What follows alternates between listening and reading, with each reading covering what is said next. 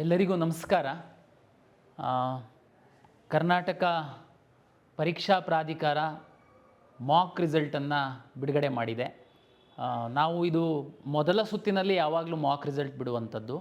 ಎರಡನೇ ಸುತ್ತಿನಲ್ಲಿ medical dental add ಆಗಿದ್ದರಿಂದ ಮತ್ತು ಅನಿವಾರ್ಯವಾಗಿ ಪೋಷಕರು ಮತ್ತು ವಿದ್ಯಾರ್ಥಿಗಳ ಹಿತದೃಷ್ಟಿಯಿಂದ ಸಮಯ ತುಂಬ ಕಡಿಮೆ ಇದ್ದರೂ ಸಹ ನಾವು ಮಾಕ್ ರಿಸಲ್ಟನ್ನು ಬಿಡುಗಡೆ ಮಾಡಿದ್ದೀವಿ.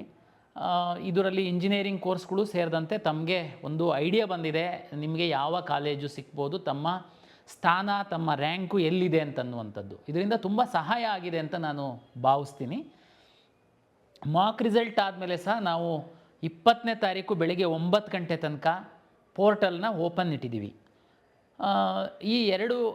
ಈ ಸಂದರ್ಭದಲ್ಲಿ ಎಲ್ಲ ವಿದ್ಯಾರ್ಥಿಗಳು ಮತ್ತು ಪೋಷಕರಿಗೆ ನಾನು ಹೇಳುವಂಥದ್ದು, ತಮಗೆಲ್ಲ ಗೊತ್ತಿರುವಂತೆ ನೀಟ್ ಫಲಿತಾಂಶ ಬಂತು. MCC ಅವರು ಅಧಿಕೃತವಾಗಿ ಸೀಟ್ ಮ್ಯಾಟ್ರಿಕ್ಸ್ ಹಾಕಿದರು. ಕೌನ್ಸಿಲಿಂಗ್ ಆಪ್ಷನ್ ಎಂಟ್ರಿ ಸಹ ಶುರು ಮಾಡಿದರು. ನಮಗೆ ಪರೀಕ್ಷಾ ಪ್ರಾಧಿಕಾರ ಬೇರೆ ಬೇರೆ ಇಲಾಖೆಗಳ ಒಂದು ಸಹಭಾಗಿತ್ವದಿಂದ ಕೆಲಸ ಮಾಡುವಂಥದ್ದು ತಮಗೆಲ್ಲ ಗೊತ್ತಿದೆ. ಮೆಡಿಕಲ್ ಎಜುಕೇಷನಿಂದ ಡೆಂಟಲ್ಲು ಮತ್ತು ಮೆಡಿಕಲ್ದು ನಮಗೆ ಸೀಟ್ ಮ್ಯಾಟ್ರಿಕ್ಸ್ ಬರಬೇಕಾಗಿತ್ತು, ಶುಲ್ಕ ಬರಬೇಕಾಗಿತ್ತು. ಈ ವರ್ಷ ಕೆಲವೊಂದು ಲಿಂಗ್ವಿಸ್ಟಿಕ್ ಮೈನಾರಿಟಿ ಕಾಲೇಜ್ದು ಡಿಸಿಷನ್ ತಗೊಳ್ಬೇಕಾಗಿತ್ತು. ಯಾವುದು ನಮಗೆ ಆಪ್ಷನ್ ಎಂಟ್ರಿ ನಾನು ಓಪನ್ ಮಾಡಿದಾಗ ಬರಲಿಲ್ಲ. ಅದು ಬರೋ ತನಕ ನಾನು ಓಪನ್ ಮಾಡಬಾರ್ದು ಅಂತಂದರೆ ನೀವೆಲ್ಲ ತುಂಬ ಗೊಂದಲದಲ್ಲಿದ್ದಿರಿ. ಹಾಗಾಗಿ ನಾನು ಅನಿವಾರ್ಯವಾಗಿ ಓಪನ್ ಮಾಡಿದೆ. ಅದಾದಮೇಲೆ ನಮಗೆ ಶುಲ್ಕಕ್ಕೆ ಸಂಬಂಧಪಟ್ಟಂಥದ್ದು ಆದೇಶಗಳು ಬಂದಿದೆ. ಕೆಲವು ವಿದ್ಯಾರ್ಥಿಗಳಿಗೆ ಅದು ಮಾಹಿತಿ ಇರಲಿಕ್ಕಿಲ್ಲ. ಹಾಗಾಗಿ ನನಗೆ ಈ ಮಾಕ್ ರಿಸಲ್ಟ್ ಆದಮೇಲೆ ಒಂದು 2 ಡೇಸು ನಿಮಗೆ ಓಪನ್ ಮಾಡಬೇಕು ಅಂತ ನನಗೆ ಅನ್ನಿಸ್ತು. ಇಲ್ಲಾಂತಂದರೆ ಉದಾಹರಣೆಗೆ ಹೇಳೋದಾದರೆ ಆಕಾಶ್ ಮೆಡಿಕಲ್ ಕಾಲೇಜು ಮತ್ತು ಆಳ್ವಾಸ್ ಮೆಡಿಕಲ್ ಕಾಲೇಜಿಗೆ ಲಿಂಗ್ವಿಸ್ಟಿಕ್ ಮೈನಾರಿಟಿ ಆದೇಶ ಬಂದಿರಲಿಲ್ಲ. ಆಲ್ಮೋಸ್ಟ್ ಆಲ್ ನಾವು ಕಾಲೇಜನ್ನು ಡಿಸ್ಪ್ಲೇ ಮಾಡಿದ್ವಿ. ಸೀಟ್ ಅಲಾಟ್ಮೆಂಟ್ ಮಾಡುವಾಗ ನಾವು ರೇಷಿಯೋ ಅಷ್ಟೇ ಚೇಂಜ್ ಆಗುತ್ತೆ ಅಂತೇಳಿ ಇವನ್ ಸೀಟ್ ಮ್ಯಾಟ್ರಿಕ್ಸ್ ಸಹ ನಾವು ಮೊದಲವ್ರು ಕೊಟ್ಟರು, ತೆಗೆದ್ರು, ಮತ್ತೆ ನಾವು ಹಾಕಿದ್ವಿ. ಇದು ಎಲ್ಲ ನಾವು ಬೇರೆ ಡಿಪಾರ್ಟ್ಮೆಂಟ್ ಮೇಲೆ ನಾವು ಡಿಪೆಂಡೆಂಟ್ ಆಗಿದ್ದೀವಿ. ಹಾಗಾಗಿ ಆಮೇಲೆ ಶುಲ್ಕಕ್ಕೆ ಸಂಬಂಧಪಟ್ಟಂತೆ ಅಷ್ಟೇ ಚಿತ್ರದುರ್ಗ ಮೆಡಿಕಲ್ ಕಾಲೇಜಿಗೆ ಪ್ರೈವೇಟ್ ಯೂನಿವರ್ಸಿಟಿ ಸ್ಥಾನಮಾನ ಕೊಟ್ಟಿದ್ದರಿಂದ PCTಂದು ಶುಲ್ಕ ಬೇರೆ ಆಗಿದೆ. ಹೋದ ವರ್ಷ 12 ಲಕ್ಷ ಚಿಲ್ಲರೆ ಇತ್ತು. ಸರ್ಕಾರ ಯಾವುದೇ ಶುಲ್ಕವನ್ನು ಈ ಬಾರಿ ಹೆಚ್ಚಿಲ್ಲ ಅಂತಂದ್ರೂ ಪ್ರೈವೇಟ್ ಯೂನಿವರ್ಸಿಟಿ ಸ್ಥಾನಮಾನ ಸಿಕ್ಕಿದ್ರಿಂದ ಅವರು ಫೀಸ್ ಚೇಂಜ್ ಆಗಿದೆ. ಪಾಪ ನಿಮಗೆ ಗೊತ್ತಿಲ್ಲದೆ ನೀವು ಹಾಕಿರ್ಬೋದು. ಆಮೇಲೆ ಕೊನೆ ತನಕನೂ ಕಾಲೇಜ್ ಪೋರ್ಟಲಲ್ಲಿ ಅಪ್ಡೇಟ್ ಮಾಡ್ತಾಯಿದ್ರು. ಯಾರು NRI ಮತ್ತು ಮ್ಯಾನೇಜ್ಮೆಂಟ್ ಸೀಟಿಗೆ ಸಂಬಂಧಪಟ್ಟಂತೆ ಶುಲ್ಕ ಏನಿದೆ, ಮ್ಯಾನೇಜ್ಮೆಂಟು ಮತ್ತು ಅದರ್ಸ್ ಎರಡು ಒಂದೇ. ಕೆಲವು ಪೇರೆಂಟ್ಸ್ ಕೇಳ್ತಾ ಇರ್ತೀರ, ಮ್ಯಾನೇಜ್ಮೆಂಟ್ ಮತ್ತು ಅದರ್ಸ್ ಅಂತ ಏನಿದೆ ಅದ್ರದ್ದು ಶುಲ್ಕ ಆ ಕಾಲೇಜವ್ರು ಏನು ಹೇಳ್ತಾರೆ ಅದನ್ನು ಡಿಸ್ಪ್ಲೇ ಮಾಡಿ ನಮಗೆ. ಆದರೆ ಅದು 45 ಲಕ್ಷ ಮೀರಂಗಿಲ್ಲ ಅಂತಿತ್ತು. ಸುಮಾರು ಕಾಲೇಜವರು NRI ಮತ್ತು ಮ್ಯಾನೇಜ್ಮೆಂಟ್ ಶುಲ್ಕನ ಸ್ವಲ್ಪ ವ್ಯತ್ಯಾಸ ಮಾಡಿದ್ದಾರೆ. ದಯಮಾಡಿ ಅದನ್ನು ನೋಡ್ಕೊಳ್ಳಿ. ಜೊತೆಗೆ ಸುಮಾರು ವಿದ್ಯಾರ್ಥಿಗಳು ನಾನು NRI ಇಲ್ಲ ಅಂತ ಹೇಳಿ NRIದು ಹಾಕಿರಲ್ಲ. ಉದಾಹರಣೆ ಯಾಕೆ ನಾನು ಇದನ್ನು ಮೆನ್ಷನ್ ಮಾಡ್ತಾಯಿದ್ದೀನಿ ಅಂದರೆ, ಈ ಬಾರಿ ಕಳೆದ ಬಾರಿ ಸಹ 3ನೇ ಸುತ್ತಿನಲ್ಲಿ ಇನ್ಕ್ರೀಸ್ ಆದಂತಹ ಸರ್ಕಾರಿ ಮೆಡಿಕಲ್ ಕಾಲೇಜಿಗೆ NRI ಸೀಟ್ ಇಂಟ್ರೊಡ್ಯೂಸ್ ಮಾಡಿತ್ತು ಸರ್ಕಾರ. ಈ ಬಾರಿ ಸಹ ಎಲ್ಲ ಕಾಲೇಜುಗಳಿಗೆ ಅಲ್ಲ, ಎಲ್ಲೆಲ್ಲಿ ಕಾಲೇಜುಗಳಲ್ಲಿ ಸೀಟು ಇನ್ಕ್ರೀಸ್ ಆಗಿದೆ ಅಲ್ಲಿ NRI ಸೀಟನ್ನು ಇಂಟ್ರೊಡ್ಯೂಸ್ ಮಾಡಿದ್ದಾರೆ. ಮ್ಯಾನೇಜ್ಮೆಂಟ್ ಸೀಟನ್ನು ಪಡೆಯುವಂಥ ವಿದ್ಯಾರ್ಥಿಗಳೇನಿದ್ದೀರಾ, ಪೋಷಕರೇನಿದ್ದೀರಾ, ಈ ಸರ್ಕಾರಿ ಮೆಡಿಕಲ್ ಕಾಲೇಜ್ಗಳಲ್ಲಿ NRI ಸೀಟ್ ತಾನೇ ಇರೋದು. ನಮಗೆ NRI ಸ್ಟೂಡೆಂಟ್ ಅಂತೂ ನಾವಲ್ಲ, ನಾವು ಅದನ್ನು ಆಪ್ಷನ್ ಎಂಟ್ರಿ ಮಾಡುವಂಥದ್ದಿಲ್ಲ, ನಾವು ಮ್ಯಾನೇಜ್ಮೆಂಟಿಗೆ ಮಾತ್ರ ಸೀಮಿತ ಅಂತನ್ನುವಂಥದ್ದು. ಏನಾಗುತ್ತೆ, NRI ಸೀಟ್ಗಳು ಉಳಿದ್ರೆ, NRI ಸ್ಟೂಡೆಂಟ್ಗಳು ಅಷ್ಟು ಸಿಕ್ಕಿಲ್ಲ ಅಂತಂದರೆ ಅಲಾಟ್ಮೆಂಟ್ ಮಾಡುವಂತಹ ಸಂದರ್ಭದಲ್ಲೇ ಅದೇ ಹಣಕ್ಕೆ ಅದನ್ನು ಇತರೆ ವಿದ್ಯಾರ್ಥಿಗಳಿಗೆ ಸಹ ನಾವು ಅಲಾಟ್ ಮಾಡ್ತೀವಿ. ಅದಕ್ಕೇ ತಾವು ನೋಡಿರ್ಬೋದು, ಆಪ್ಷನ್ ಎಂಟ್ರಿ ಮಾಡುವಂತಹ ಸಂದರ್ಭದಲ್ಲಿ ಯಾವ್ಯಾವ ಕಾಲೇಜುಗಳಲ್ಲಿ, ಯಾವ್ಯಾವ ಸರ್ಕಾರಿ ಕಾಲೇಜುಗಳಲ್ಲಿ, ಖಾಸಗಿ ಕಾಲೇಜುಗಳಲ್ಲಿ NRI ಸೀಟ್ ಇರುವಂಥದ್ದು, ಮ್ಯಾನೇಜ್ಮೆಂಟ್ ಸೀಟ್ ಇರುವಂಥದ್ದು ಫೀಸ್ ಅಂತೂ ತುಂಬ ಜಾಸ್ತಿ ಇರುತ್ತೆ. ಅದನ್ನು ಆಪ್ಟ್ ಮಾಡುವಂಥ ಪೇರೆಂಟ್ಸ್ ಬೇರೆಯೇ ಇರ್ತಾರೆ. ನಿಮಗೆ ಕ್ಲಾರಿಟಿ ಇರುತ್ತೆ. ಯಾಕೆಂದ್ರಲ್ಲಿ ಒಂದು 5% ಆದರೂ ಮ್ಯಾನೇಜ್ಮೆಂಟ್ ಇರುತ್ತೆ. ತಾವು ಮ್ಯಾನೇಜ್ಮೆಂಟ್ ಹಾಕಿರ್ತೀರ.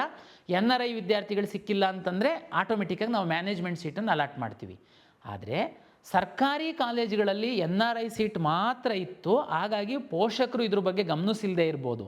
ನೋಡಿ, ಸರ್ಕಾರಿ ಮೆಡಿಕಲ್ ಕಾಲೇಜಲ್ಲಿ ಎಲ್ಲಿ NRI ಸೀಟನ್ನು ಸರ್ಕಾರ ಇಂಟ್ರೊಡ್ಯೂಸ್ ಮಾಡಿದೆ, NRI ವಿದ್ಯಾರ್ಥಿಗಳಿಗೆ 25 ಲಕ್ಷ ಫೀಸನ್ನು ಫಿಕ್ಸ್ ಮಾಡಿದ್ದಾರೆ. ಆ ಕಾಲೇಜಲ್ಲಿ NRI ವಿದ್ಯಾರ್ಥಿಗಳು ಸಿಕ್ಕಿಲ್ಲ ಅಂತಂದರೆ ಅಷ್ಟು ಸಫಿಷಿಯೆಂಟ್ NRI ವಿದ್ಯಾರ್ಥಿಗಳಿಲ್ಲ ಅಂದರೆ ಆ ಸೀಟ್ಗಳನ್ನ ರ್ಯಾಂಕ್ ಆಧಾರದ ಮೇಲೆ ಇತರೆ ವಿದ್ಯಾರ್ಥಿಗಳಿಗೆ ಅಲಾಟ್ ಮಾಡ್ತೀವಿ.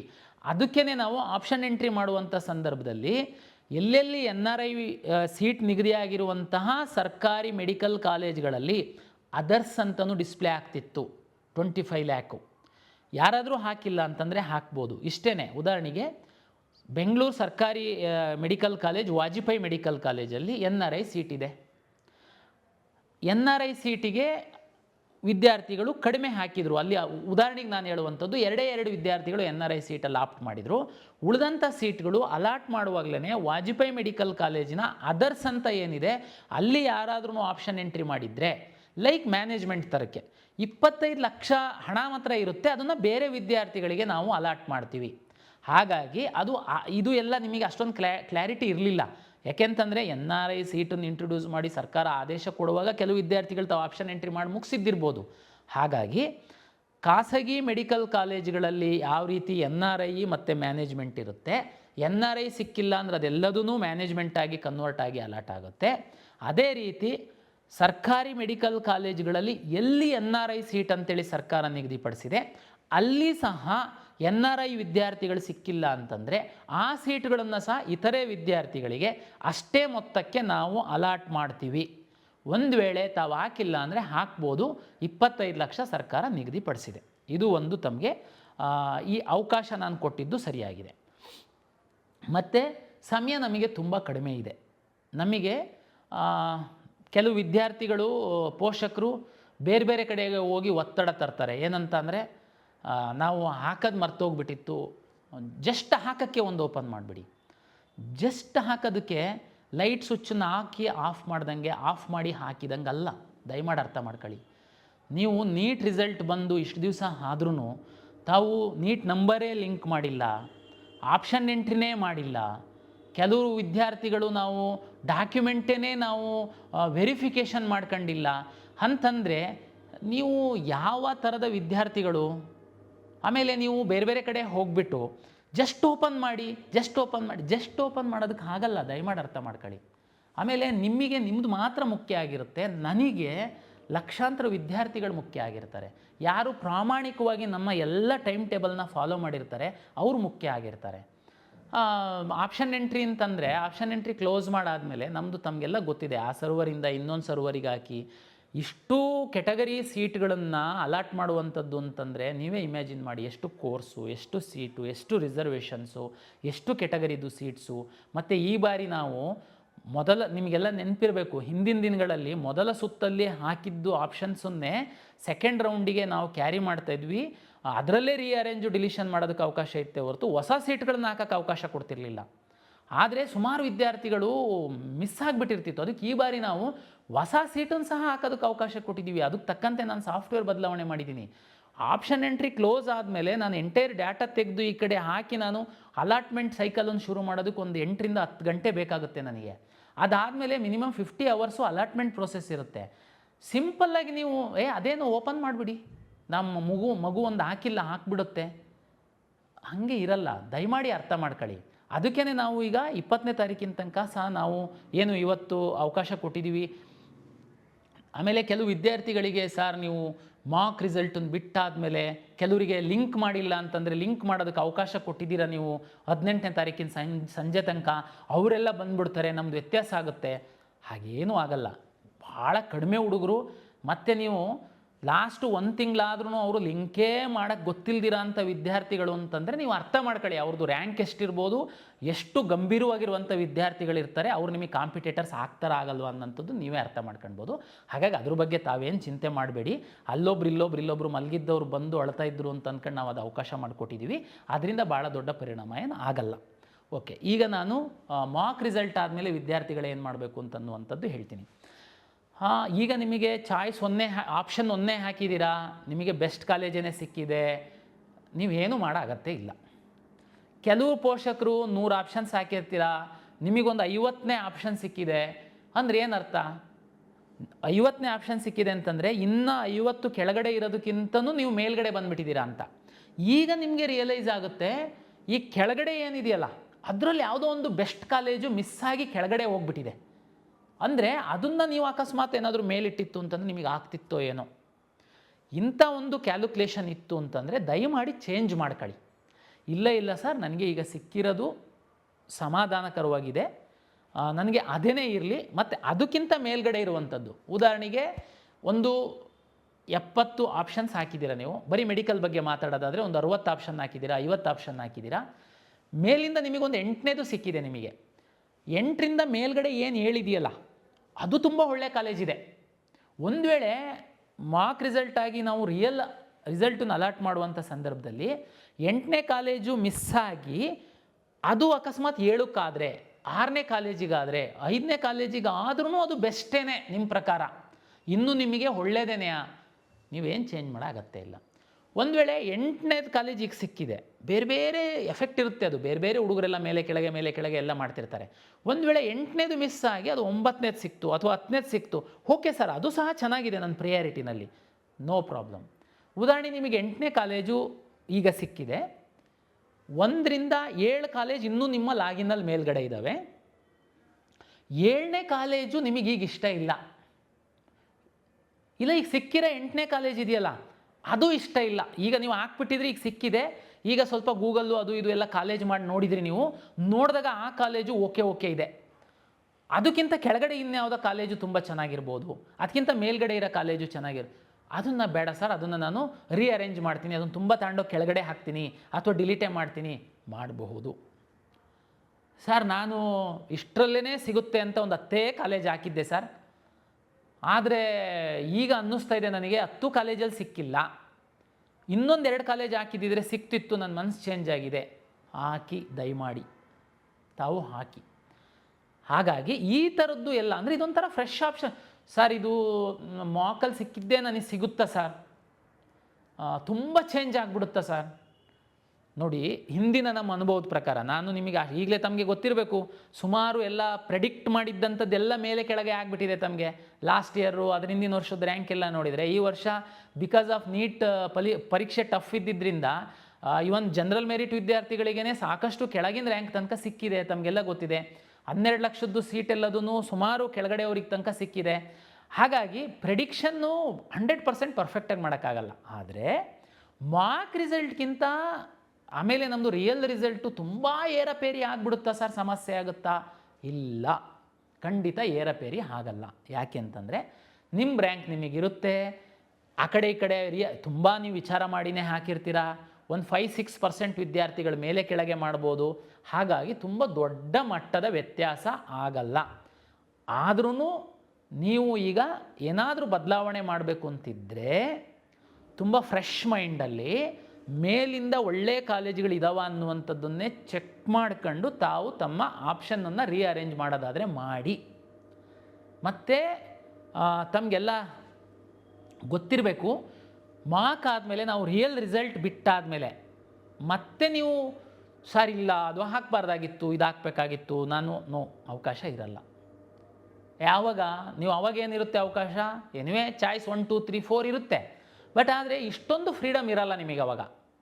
ಈಗಾದರೆ ಯಾಕೆಂದರೆ ಸುಮಾರು ಮಕ್ಕಳು ಅಡ್ಮಿಷನ್ ಆಗಿಬಿಡುತ್ತೆ. ಹಾಗಾಗಿ ತುಂಬ ತಲೆ ಬಿಸಿ ಮಾಡೋ ಅಗತ್ಯ ಇಲ್ಲ. ತಾವು ನೀವೀಗ ಆಲ್ರೆಡಿ ಯಾರಿಗೆ ಸಿಕ್ಕಿದೆ ಇಷ್ಟೇ ನೋಡ್ಕೊಳ್ಳಿ, ಸಿಕ್ಕಿರೋದು ಚೆನ್ನಾಗಿದೆಯಾ, ಇನ್ನೂ ಚೆನ್ನಾಗಿರೋದು ಯಾವುದಾದ್ರೂ ನಿಮ್ಮಲ್ಲಿ ಆಗಿನೊಳಗಡೆ ಕೆಳಗಡೆ ಇದೆಯಾ, ಅದನ್ನೇನಾದರೂ ತಂದು ಮೇಲೆ ಹಾಕಬೇಕಾ?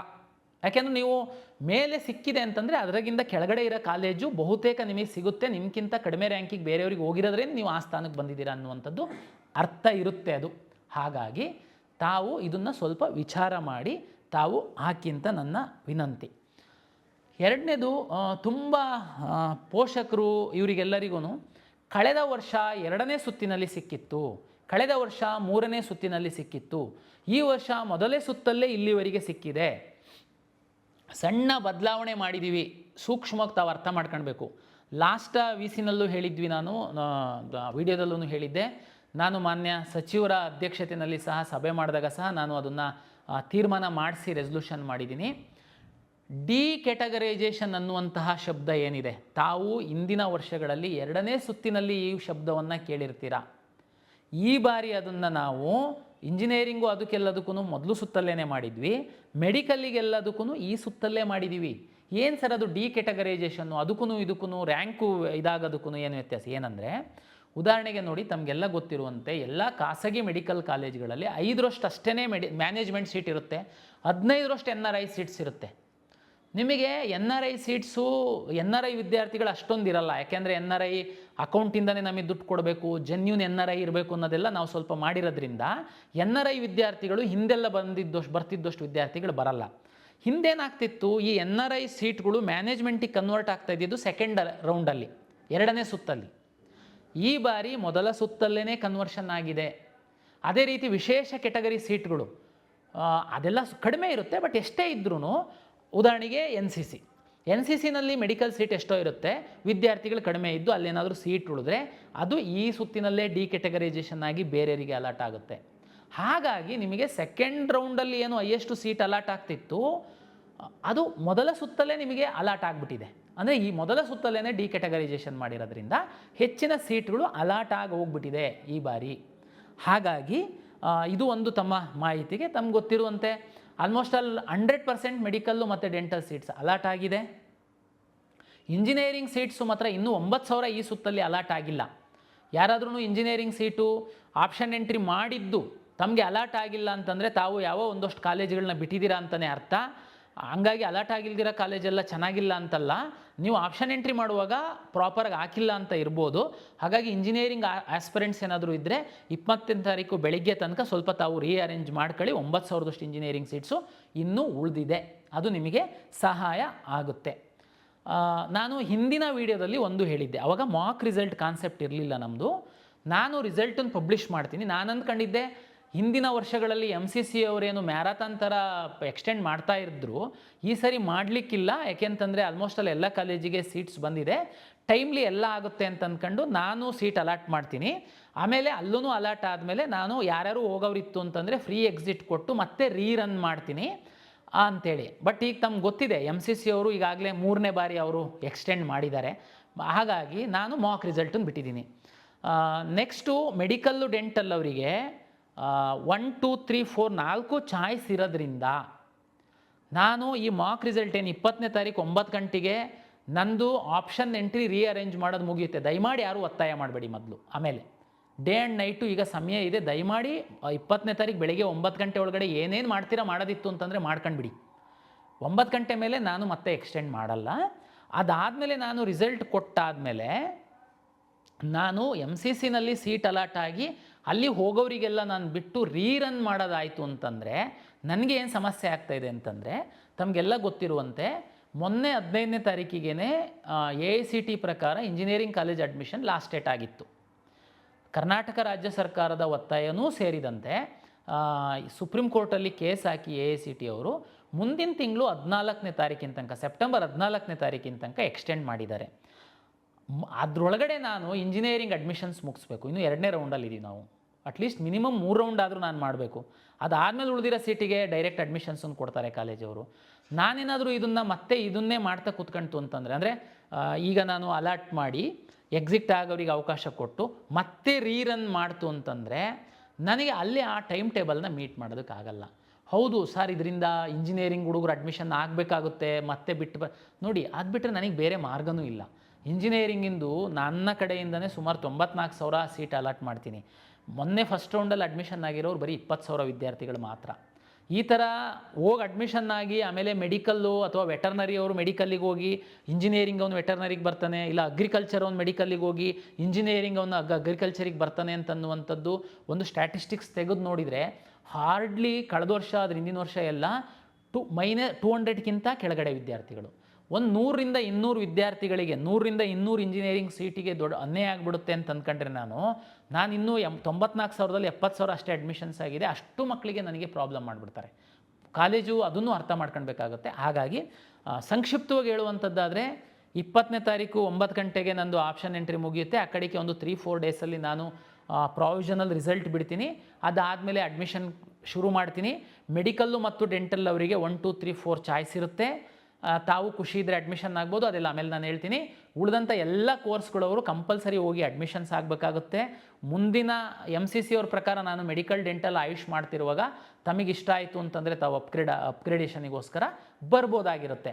ಸರ್ ಅದು ನಮಗೆ ಪ್ರಾಬ್ಲಮ್ಮು, ಇಂಜಿನಿಯರಿಂಗ್ ಹೋಗು ಬಾ ಹಂಗಿದ್ರೆ ನೀವು ಬೇಕಿದ್ರೆ ಇಂಜಿನಿಯರಿಂಗ್ದು ಕ್ವಿಟ್ ಮಾಡಿ ನೀವು ಮೆಡಿಕಲ್ ಅಷ್ಟು ಕಾನ್ಫಿಡೆನ್ಸ್ ಇತ್ತು ಅಂತಂದರೆ ಕಾಯ್ಕೊಂಡು ಸಹ ಕೂರ್ಬೋದಾಗಿರುತ್ತೆ. ಇದು ವಿದ್ಯಾರ್ಥಿಗಳು ಮತ್ತು ಪೋಷಕರಿತ ದೃಷ್ಟಿಯಿಂದ ಮ್ಯಾಕ್ಸಿಮಮ್ ಏನು ಮಾಡಲಿಕ್ಕಾಗುತ್ತೆ ಅದನ್ನು ನಾನು ಮಾಡ್ತಾ ಬರ್ತಾಯಿದ್ದೀನಿ. ಕೆಲವೊಮ್ಮೆ ಸಣ್ಣ ಒಂದು ನಂಬರ್ ವಿದ್ಯಾರ್ಥಿಗಳಿಗೆ ತೊಂದರೆ ಆಗುತ್ತೆ ಅನ್ನುವಂಥದ್ದು ನನಗೆ ಗೊತ್ತಿದ್ದರೂ ಸಹ ಹೆಚ್ಚಿನ ವಿದ್ಯಾರ್ಥಿಗಳ ಹಿತದೃಷ್ಟಿಯಿಂದ ಕೆಲವು ತೀರ್ಮಾನವನ್ನು ನಾನು ಮಾಡಬೇಕಾಗುತ್ತೆ. ಹಾಗಾಗಿ ತಾವು ಸಹಕಾರ ಕೊಡ್ತೀರಾ ಅಂತೇಳಿ ನಾನು ಭಾವಿಸಿದ್ದೀನಿ. ಎಗೈನ್ ನಾನು ಹೇಳ್ದಂಗೆ ಆಯುಷ್ ವಿದ್ಯಾರ್ಥಿಗಳು ಕೆಲವರು ಇದ್ದೀರಾ, ಸಿಕ್ಕಲಿಲ್ಲ ಮೆಡಿಕಲ್ ಅಂದ್ರೆ ಹೋಗೋರು ಇದ್ದೀರಾ, ಕೆಲವರು ಇಲ್ಲ ನಾನು ನೇರ ಆಯುಷಿಗೆ ಹೋಗಬೇಕು ಅಂತಲೇ ಇದ್ದೀರಾ.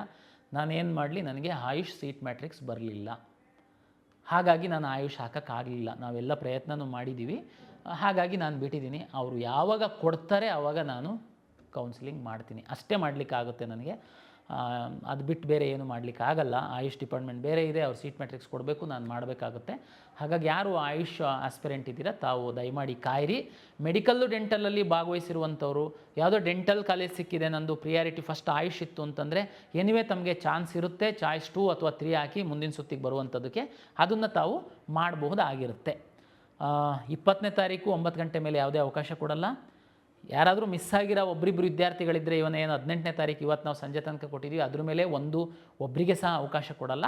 ದಯಮಾಡಿ ಆ ಸದುಪಯೋಗ ಪಡಿಸ್ಕೊಂಡು ಕೌನ್ಸಿಲಿಂಗ್ ಬರೋದಾದರೆ ಬನ್ನಿ, ಇಲ್ಲ ಅಂತಂದರೆ ದಯಮಾಡಿ ನಮಗೆ ಒತ್ತಡ ಹಾಕಬೇಡಿ ಅಂತೇಳಿ ಹೇಳ್ತಾ, ಯಾರಿಗೆ ಮಾಕಲ್ಲಿ ಒಳ್ಳೆ ಸೀಟ್ ಸಿಕ್ಕಿದೆ ಶುಭಾಶಯಗಳು ತಮಗೆ. ತಾವು ಸ್ವಲ್ಪ ಇನ್ನೊಂದು ಸರಿ ತಮ್ಮ ಆಪ್ಷನ್ ಎಂಟ್ರಿದನ್ನು ಸ್ಟಡಿ ಮಾಡಿ ತಾವೇನಾದರೂ ಮಾಡೋದಿತ್ತು ಅಂತಂದರೆ ಮಾಡಿ. ನಾವು ಆದಷ್ಟು ಬೇಗ ಈ ಎಲ್ಲ ಪ್ರಕ್ರಿಯೆನ ನಾವು ಮುಗಿಸ್ತೀವಿ, ಅಡ್ಮಿಷನ್ ಶುರು ಮಾಡ್ತೀವಿ. ಮತ್ತು MCCದು ಮತ್ತು ಇನ್ನೊಂದು ಕೊನೆಯದಾಗಿ ಟಾಪರ್ಸ್ ಏನಿದ್ದೀರಾ, Kannadiga toppers, Karnataka toppers, fees will be same. Karnataka ರಾಜ್ಯದಲ್ಲಿರುವಂತಹ ಎಲ್ಲ ಸರ್ಕಾರಿ ಮೆಡಿಕಲ್ ಕಾಲೇಜುಗಳ 15% ಸೀಟ್ಗಳನ್ನು MCCಯಿಂದ ಅಲಾಟ್ ಮಾಡ್ತಾರೆ. ಟ್ಯೂಷನ್ ಫೀಸು ಮತ್ತು ಯೂನಿವರ್ಸಿಟಿ ಫೀಸನ್ನು ಸೇರಿಸಿದರೆ ನಮ್ಮದು ಮತ್ತು MCCಯಿಂದ ಬರುವಂಥದ್ದು ಫೀಸು ಸೇಮ್ ಇದೆ. ದಯಮಾಡಿ ತಾವು KEA ಬದಲು ಟಾಪರ್ಸ್ ಇದ್ದವರು MCCಗೆ ಹಾಕಿ MCCಯಿಂದ ಅಡ್ಮಿಷನ್ ತಗೊಳ್ಳಿ ಅನ್ನುವಂಥದ್ದು ನನ್ನ ವಿನಂತಿ. ಸರ್ ಅಲ್ಲಿ ಏನು ಸರ್ ನಿಮ್ಮದಾದರೆ ಬರೀ 750 ರೂಪಾಯಿ ಕೊಟ್ಟು ಹಾಕ್ತೀವಿ, ಆಮೇಲೆ ದುಡ್ಡು ಕಟ್ಟೋದು, ಅಲ್ಲಿ ಮೊದಲೇ ಅದೇನು ದೊಡ್ಡ ಸಮಸ್ಯೆ ಅಲ್ಲ. ಮೆಡಿಕಲ್ ಮಾಡೋದು ಹೊರಟಿರೋರು ತಾವು ಎಲ್ಲರೂ ಟೆಕ್ ಸೇವಿ ಇದ್ದೀರಾ. ನಮ್ಮದೇ ರಾಜ್ಯದ್ದು 15% ಮೆಡಿಕಲ್ ಕಾಲೇಜಿನ ಸೀಟ್ಗಳಿದ್ದಾವೆ. ನೀವು ಟಾಪರ್ಸ್ ಇದ್ದೀರಾ, ದಯಮಾಡಿ ತಾವು 15%ಇಂದ ಬನ್ನಿ. ಫೀಸು ಸೇಮ್ ಇದೆ, ಏನು ವ್ಯತ್ಯಾಸ ಇಲ್ಲ. MCCಯಿಂದ ತಾವು ಬನ್ನಿ, ನಿಮಗೆ ಗೌರವನೂ ಜಾಸ್ತಿ ಇರುತ್ತೆ. ನಮ್ಮಲ್ಲಿ ಇನ್ನೊಬ್ಬ ಯಾರೋ ಕನ್ನಡಿಗ ಕೆಳಗಿಂದ ಹೋಗೋದಕ್ಕೆ ಅವಕಾಶ ಇರುತ್ತೆ. ದಯಮಾಡಿ ಅಂಥವ್ರು ಟಾಪರ್ಸು MCCನಲ್ಲಿ ಸಹ ಪಾರ್ಟಿಸಿಪೇಟ್ ಮಾಡಿ ಸೀಟ್ ತಗೊಳ್ಳಿ ಅಂತ ನಾನು ವಿನಂತಿಯನ್ನು ಮಾಡ್ತಾ ಎಲ್ಲರಿಗೂ ಶುಭವಾಗಿ